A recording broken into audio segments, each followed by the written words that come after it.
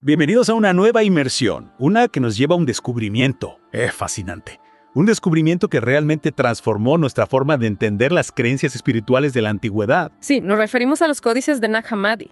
Un hallazgo casual en Egipto en 1945. Un hallazgo que nos ofrece una perspectiva diferente sobre la propagación de las ideas espirituales en el siglo Oco. Imagínate una jarra de barro sellada, escondida durante siglos, y dentro, 13 códices de papiro. Increíble, ¿no? ¿Qué tipo de textos contienen? ¿Y por qué son tan importantes? Bueno, estos textos, escritos en copto, incluyen evangelios, tratados y revelaciones, textos que difieren de los textos canónicos que conocemos. Algunos, como el Evangelio de Tomás, el Evangelio de Felipe y el Tratado Tripartito, nos dan una visión de una corriente de pensamiento conocida como gnosticismo. ¿Gnosticismo?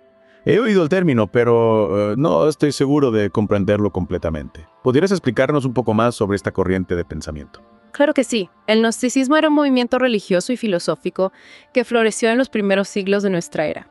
Para los gnósticos, la salvación se alcanzaba a través de la gnosis, que significa, como ya sabrás, conocimiento o comprensión. Ajá. Ven al mundo material como una especie de prisión para el espíritu humano. Entonces para ellos el mundo material era algo negativo. ¿Y qué era de la figura central? ¿Qué papel tenían en el gnosticismo? Sí, para los gnósticos, el mundo material era un obstáculo en el camino del espíritu humano hacia su origen divino.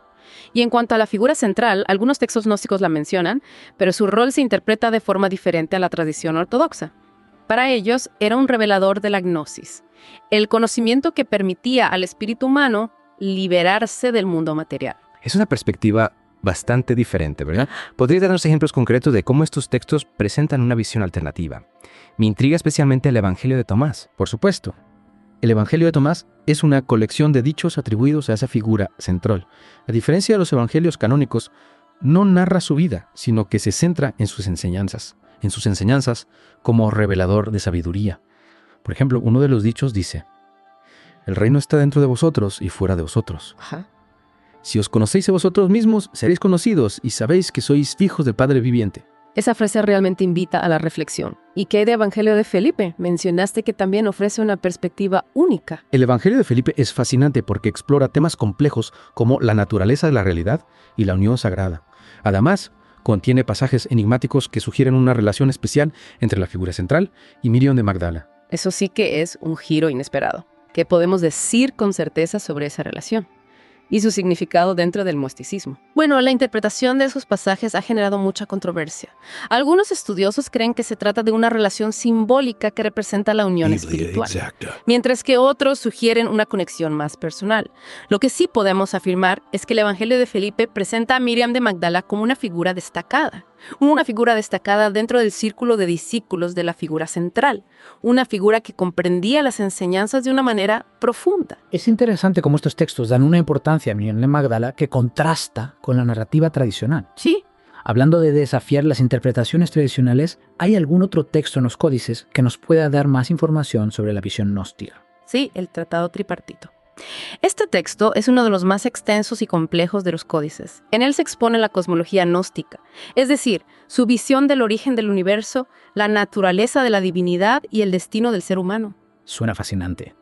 ¿Podrías darnos una idea general de la cosmología gnóstica, según el Tratado Tripartito? Claro. El Tratado Tripartito describe un universo emanado de un principio supremo e inaccesible. Ajá. De este principio emanan una serie de seres divinos, cada uno con un grado menor de perfección, a medida que se alejan del origen. El ser humano, según el tratado, es una criatura dual, compuesta por un alma divina atrapada en un cuerpo material. Entonces, para los gnósticos, la divinidad no es un concepto único. Exacto. ¿Y qué es el objetivo del ser humano? ¿Es la gnosis suficiente para liberarse del mundo material? La divinidad se concibe como una serie de emanaciones. En cuanto al ser humano, su objetivo es que el alma se libere del cuerpo y regrese a su origen divino. Y sí, para los gnósticos la gnosis es la clave para esa liberación. Pero no se trata de un conocimiento intelectual, sino de un conocimiento intuitivo, experiencial, que se alcanza a través de la revelación interior. ¿Y cómo se alcanzaba esa gnosis? A través de la meditación. de rituales. Para los gnósticos, la gnosis se podía alcanzar a través de la meditación, la contemplación y la práctica de rituales específicos. También creían que ciertos maestros espirituales podían transmitirla a sus discípulos. Entiendo. Entonces, la gnosis es un camino de autodescubrimiento y de liberación espiritual, ¿Sí? que requiere un proceso personal de transformación. Precisamente. Y los códices de Nag Hammadi, con su variedad de textos, nos permiten asomarnos a ese mundo, al mundo del gnosticismo, y comprender mejor esta búsqueda de la gnosis. Ciertamente, estos textos nos muestran una faceta diferente de la historia de las creencias espirituales. Sí. Pero ¿por qué fueron considerados heréticos? Bueno, los gnósticos tenían una visión diferente de la creación, de la figura central que mencionamos antes, y del camino a la liberación. Estas ideas no encajaban con la ortodoxia dominante, que buscaba consolidar su propia doctrina. Es comprensible que ideas tan diferentes generaran controversia. Pero ¿qué importancia tiene este descubrimiento para nosotros hoy en día? Los códices de Nag Hammadi nos recuerdan que la historia de las creencias espirituales no es un camino único y uniforme. Existieron diversas interpretaciones y experiencias. Y es importante conocerlas para comprender la riqueza y complejidad del pasado. Es una lección importante. Estos textos nos invitan a cuestionar nuestras propias ideas preconcebidas y a explorar diferentes perspectivas. exacta. ¿Te parece si en la siguiente parte de nuestra inmersión nos enfocamos en el Evangelio de Tomás y analizamos algunos de sus dichos más relevantes? Me parece una excelente idea. El Evangelio de Tomás es una fuente rica en sabiduría, que nos invita a la reflexión y al autoconocimiento. Hasta la próxima.